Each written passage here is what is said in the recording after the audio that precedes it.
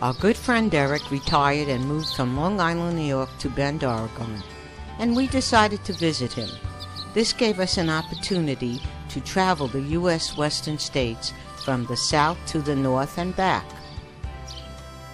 It was about 8 a.m. on March 27, 2014, as we left our home at Sun City Festival.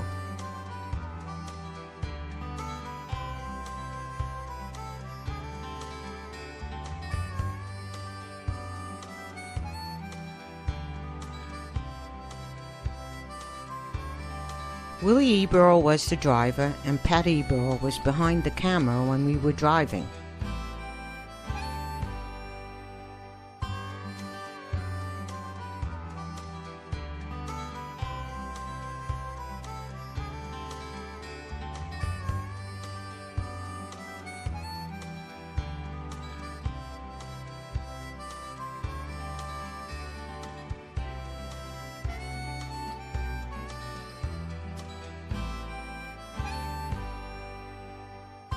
The distance from Surprise, Arizona to Bend, Oregon is about 1,200 miles, and we plan to make this trip in 3 days with some rest stops along the way.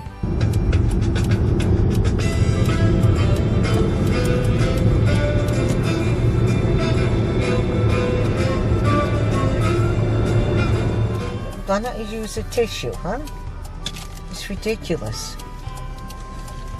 That's disgusting. If you're gonna pick your nose, pick it with a tissue, like I do.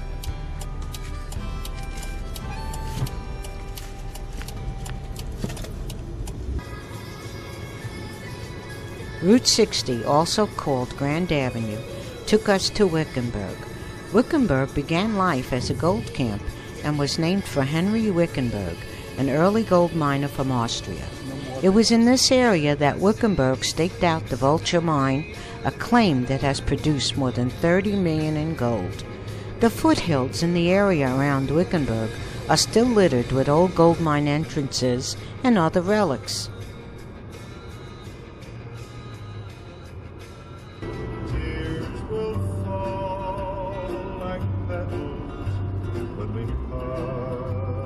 We encountered on Route 93 between Wickenburg and Kingman a Joshua tree forest, where we made a short stop for picture taking.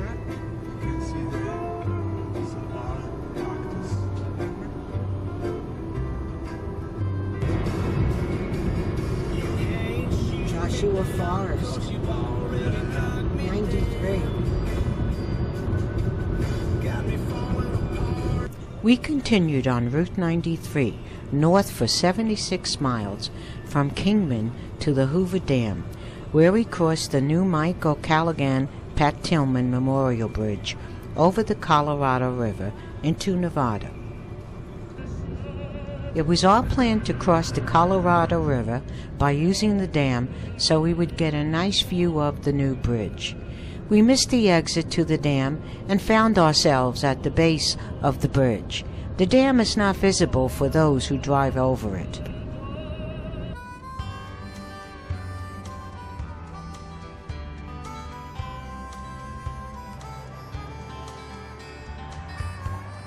A parking area is provided near the bridge on the Nevada side, which was a staging area during construction. Pedestrian access is provided over the bridge to tourists who wish to take a different view of the nearby dam and the river below. A set of stairs and disabled access ramps lead to the sidewalk across the bridge. Rest areas along the way on the sidewalks explain interesting details about the bridge. The bridge is jointly named for Mike O'Callaghan, Governor of Nevada, from 1971 through 1979, and Pat Tillman, a football player who left his football career with the Arizona Cardinals to enlist in the United States Army and was later killed in Afghanistan by friendly fire. The bridge was the first concrete steel composite arch bridge built in the United States, and it incorporates the widest concrete arch in the Western Hemisphere. At 840 feet above the Colorado River, it is the second highest bridge in the United States, following the Royal Gorge Bridge. It is also the world's highest concrete arch bridge. The Hoover Dam Bypass project was completed within the budget at a cost of $240 million. The bridge portion cost $114 million. It was 2 p.m. as we left the Hoover Dam. It did not take long before we had Las Vegas behind us, and we kept driving on north on Route 95, not sure where we will stay overnight.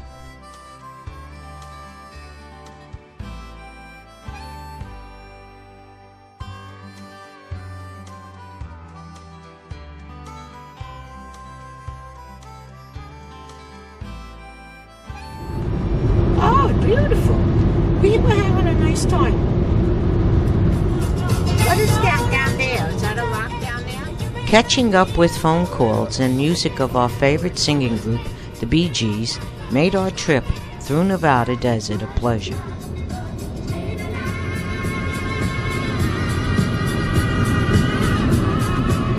This is Nurse Patty, and you are listening to Radio Goldfield, KGFN 89.1 Goldfield, Nevada, www.kgfn.org.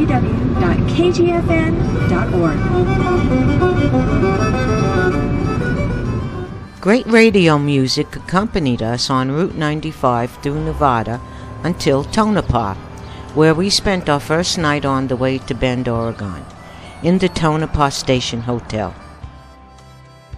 Our second day on the road started about 8:30 a.m. driving through the town of Tonopah, where we arrived the previous day. We continued going north on Route 95 to an old mining town called Mena. Tonopah settled in 1900 with the discovery of gold and silver-rich ore by prospector Jim Butler when he went looking for a lost burro he owned. The burro had wandered off during the night and sought shelter near a rock outcropping. When Butler discovered the animal the next morning, he picked up a rock to throw at the beast, but instead he noticed the rock was unusually heavy. He stumbled upon the second richest silver strike in Nevada history. These days, Tonopah's main income comes through the construction of a California-based solar energy company named Solar Reserve, which started construction on a $980 million advance solar energy project just outside of the town called Crescent Dunes Solar Energy Project, which employs 800 workers. We didn't have an idea of Mena's interesting history, so we only took a few still pictures of this dilapidated town. It turned out that we were very, very wrong. Mena was founded as a railroad town in 1905 and was named for Femina Saras, a large landowner and famed prospector known as the Copper Queen. The Nevada and California Railway, a division of the Southern Pacific Railway, had a station in the town. The railroad is long gone, but at the one-time local shuttle called Slim Princess allowed Native Americans to ride for free on top of the rail cars, and passengers and crew would shoot wild game such as jackrabbits, ducks, and sage hens from open windows. The train moved slow enough that hunters had time to retrieve their game and hop back on board. These days, half the houses are abandoned, and the other half have for sale signs posted. Its present population is 155. Hawthorne was the second town we passed after Mena in Nevada, on the way to Susanville, California. Hawthorne has an army depot, which is the primary economic base of the town. Several miles after Hawthorne is the south end of Lake Walker, the second largest lake in Nevada, where the Navy SEALs receive some of their training. Route 95 runs along the west side of Lake Walker. The lake is 18 miles long and 7 miles wide. Hope you enjoy the video so far.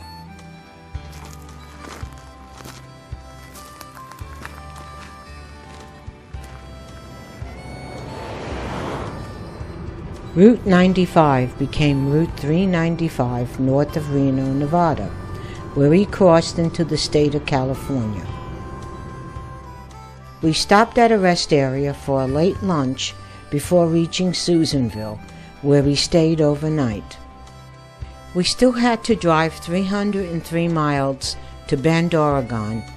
The weather in Susanville was rainy and overcast, and we didn't mind. We feel driving on a sunny day is more tiring than when it is overcast. Burger King is our favorite fast food restaurant beside Chipotle, where we had a hearty breakfast.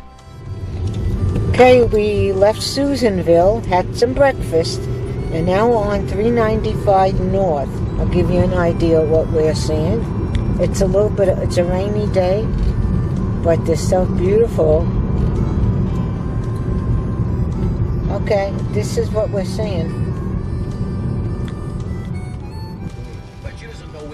It was Saturday the 29th, and we were listening to one of our favorite talk show hosts, Click and Clack. 20 minutes away. An hour and a half later. I missed the cutoff! We're in Providence, Rhode Island. I missed the cutoff. I don't know where it went. Shield it all. If you have it on the outside, I mean, the reason you have it on the inside is you're worried about, number one, someone stealing it. Number two, Losing it. Getting it blown away, you know. Yeah. Even though it's tucked underneath your windshield wipers. The rain turned into snow by the time we came close to Likely, California.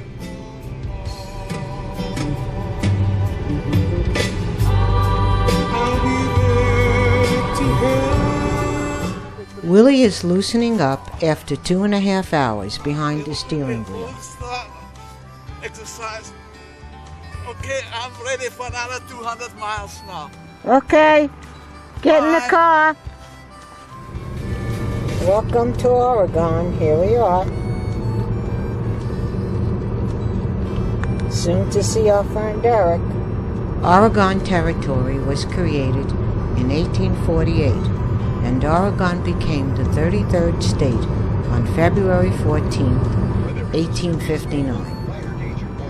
We stopped in a town called Lakeview, where we had a Mexican lunch.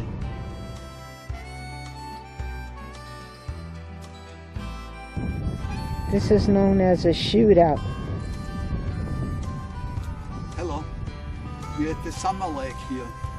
And the GPS tells us that we should go turn around, but we take a chance and hope that the GPS is wrong. It's a little bit unnerving. We kept going north on Route 31, and according to our map, the road had a new pavement. Hence, we assumed the GPS was not updated. Our assumption was right. The GPS was wrong. We reached Route 97 in Lapine, which was within 30 miles of Bend, where we spent 3 days with our friend Derek. Lapine is 30 miles from Bend.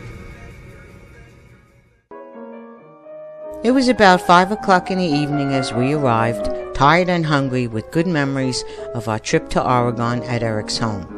Thank you for following us, and we wish you happy travels. Pat and Willi E.